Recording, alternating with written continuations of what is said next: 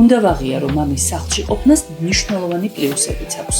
ასეთ დროს ბავშვების მომზადება და ბაღში წაყვანა მხოლოდ დედის ვალდებულება აღარ არის.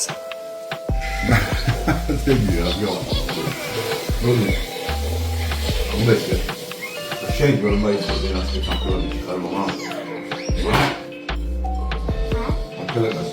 შენ ასე როგორ ვიცი შენ.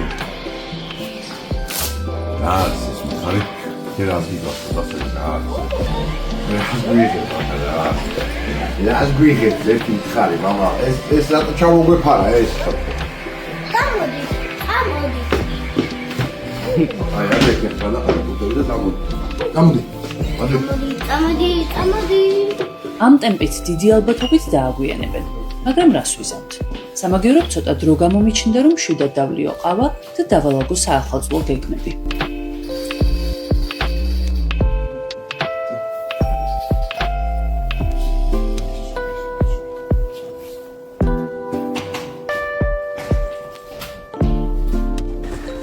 აი რა სარგებლობა მოაქვს მამის სახლში ყოფნას.